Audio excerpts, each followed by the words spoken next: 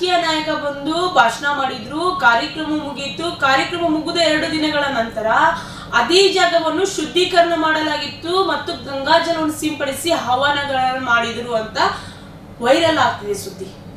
ಹಾಗಾದ್ರೆ ಆ ಜಾಗಕ್ಕೆ ಯಾಕೆ ಶುದ್ಧೀಕರಣ ಮಾಡಿದ್ರು?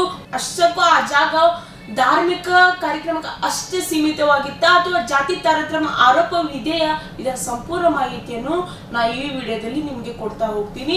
ಈ ವಿಡಿಯೋನು ಎಲ್ಲಿ ಸ್ಕಿಪ್ ಮಾಡದೆ ಪೂರ್ತಿಯಾಗಿ ನೋಡಿ. ನೀವು ನೋಡ್ತಿದ್ದೀರಾ ವಿಜಯ ವಾಯ್ಸ್, ನಾನು ಸಲ್ಮಾನ್ ಅದಾಫ್.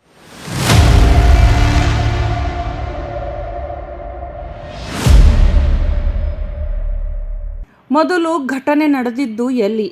ಈ ಘಟನೆ ನಡೆದಿರುವುದು ಉತ್ತರಾಖಂಡದ ಹಲ್ದ್ವಾನಿಯ ರಾಮಲೀಲಾ ಮೈದಾನದಲ್ಲಿ.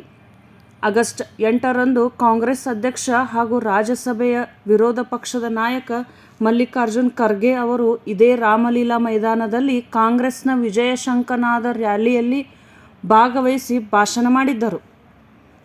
ಕಾಂಗ್ರೆಸ್ನ ಮುಂದಿನ ರಾಜಕೀಯ ಚಟುವಟಿಕೆಗಳ ಭಾಗವಾಗಿ ಈ ಕಾರ್ಯಕ್ರಮ ನಡೆದಿತ್ತು. ಖರ್ಗೆ ಅವರ ಜೊತೆಗೆ ಕಾಂಗ್ರೆಸ್ನ ಹಲವು ನಾಯಕರು ಕೂಡ ಆ ವೇದಿಕೆಯಲ್ಲಿ ಉಪಸ್ಥಿತರಿದ್ದರು. ಆದರೆ ರ್ಯಾಲಿ ಮುಗಿದ 2 ದಿನಗಳ ನಂತರ ನಡೆದ ಘಟನೆ ಈಗ ಎಲ್ಲರ ಗಮನ ಸೆಳೆದಿದೆ. ಅಸಲಿ ವಿವಾದ ಶುರುವಾಗಿದ್ದು ಎಲ್ಲಿಂದ?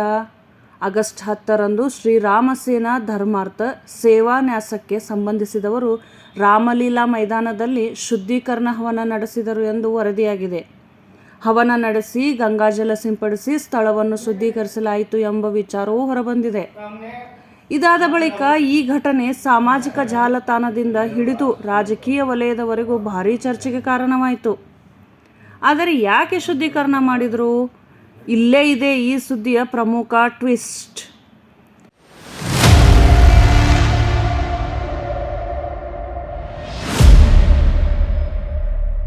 ಕಾಂಗ್ರೆಸ್ ನಾಯಕರು ಹೇಳುತ್ತಿರುವ ಮಾತು ಒಂದಾದರೆ, ಶುದ್ಧೀಕರಣ ನಡೆಸಿದ ಸಂಘಟನೆ ಹೇಳುತ್ತಿರುವ ಕಾರಣ ಮತ್ತೊಂದು. ಕಾಂಗ್ರೆಸ್ನ ಆರೋಪ ಏನು ಹಾಗಾದರೆ? ಖರ್ಗೆ ಅವರು ದಲಿತ ಸಮುದಾಯಕ್ಕೆ ಸೇರಿದ ನಾಯಕ. ಅವರ ಕಾರ್ಯಕ್ರಮದ ನಂತರ ಮೈದಾನವನ್ನು ಶುದ್ಧೀಕರಿಸುವುದು ಜಾತಿ ಆಧಾರಿತ ತಾರತಮ್ಯದ ಮನೋಭಾವವನ್ನು ತೋರಿಸುತ್ತದೆ ಎಂದು ಕಾಂಗ್ರೆಸ್ ಆರೋಪಿಸಿದೆ. ಖರ್ಗೆ ಅವರು ಕೂಡ ಈ ವಿಚಾರವನ್ನು ರಾಜ್ಯಸಭೆಗೆ ಪ್ರಸ್ತಾಪಿಸಿದ್ದಾರೆ.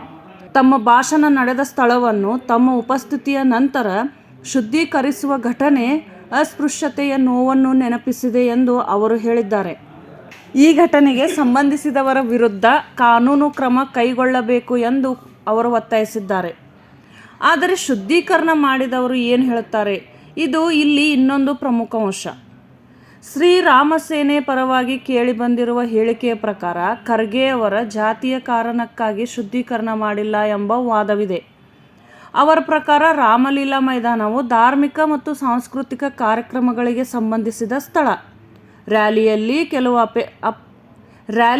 ಕೆಲವು ಆಕ್ಷೇಪಾರ್ಹ ಘೋಷಣೆಗಳು ಕೇಳಿಬಂದಿದ್ದವು ಮತ್ತು ರಾಮಲೀಲಾ ಮೈದಾನವನ್ನು ರಾಜಕೀಯ ಕಾರ್ಯಕ್ರಮಕ್ಕೆ ಬಳಸಿರುವುದಕ್ಕೂ ಅವರು ವಿರೋಧ ವ್ಯಕ್ತಪಡಿಸಿದ್ದಾರೆ ಎಂದು ವರದಿಯಾಗಿದೆ. ಹೀಗಾಗಿ ಅವರ ವಾದ ಇದು ಜಾತಿಯ ವಿಚಾರವಲ್ಲ, ಧಾರ್ಮಿಕ ಭಾವನೆ ಮತ್ತು ರಾಮಲೀಲಾ ಮೈದಾನದ ಸ್ವರೂಪಕ್ಕೆ ಸಂಬಂಧಿಸಿದ ವಿಚಾರ ಎಂದು.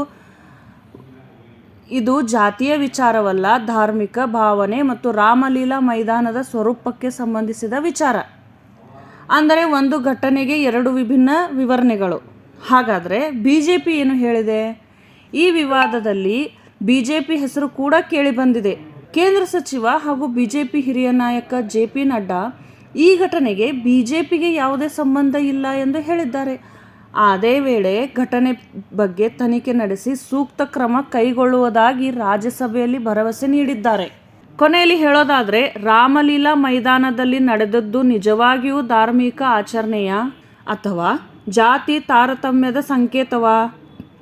ಈ ಪ್ರಶ್ನೆಗೆ ಉತ್ತರವನ್ನು ಜನರ ಮುಂದೆ ಸತ್ಯಾಂಶಗಳ ಆಧಾರದ ಮೇಲೆ ಇಡುವುದು ಅತ್ಯಂತ ಮುಖ್ಯ. ಯಾಕಂದರೆ ರಾಜಕೀಯ ಬೇರೆ, ಧರ್ಮ ಬೇರೆ, ಜಾತಿ ಬೇರೆ. ಆದರೆ ಸಮಾನತೆ ಮತ್ತು ಗೌರವ ಎಲ್ಲರಿಗೂ ಒಂದೇ ಆಗಿರಬೇಕು. ಈ ವಿವಾದ ಸತ್ಯ ಏನು ಅನ್ನೋದು ತನಿಖೆಯಿಂದ ಸ್ಪಷ್ಟವಾಗಬೇಕಿದೆ. ಇದು ಹಲ್ದ್ವಾನಿಯ ರಾಮಲೀಲಾ ಮೈದಾನದಲ್ಲಿ ಖರ್ಗೆ ರ್ಯಾಲಿ ಬಳಿಕ ನಡೆದ ಶುದ್ಧೀಕರಣದ ವಿವಾದದ ಸಂಪೂರ್ಣ ಮಾಹಿತಿಯಾಗಿತ್ತು.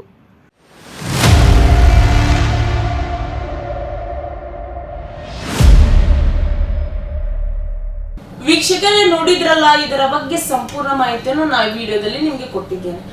ನಿಮ್ಮ ಅನಿಸಿಕೆಗಳನ್ನು ತಪ್ಪದೆ ನಿಮ್ಮ ಕಮೆಂಟ್ ಬಾಕ್ಸ್ ನಲ್ಲಿ ಹಾಕಿ, ನಿಮ್ಮ ಅನಿಸಿಕೆಗಳನ್ನು ನಮ್ಮ ಜೊತೆ ಹಂಚಿಕೊಡಿ. ಇನ್ನಷ್ಟು ಸುದ್ದಿಗಾಗಿ ನೋಡ್ತಾ ಇರಿ ವಿಜಯ್ ವಾಯ್ಸ್. ನಾನು ಸಲ್ಮಾನದ.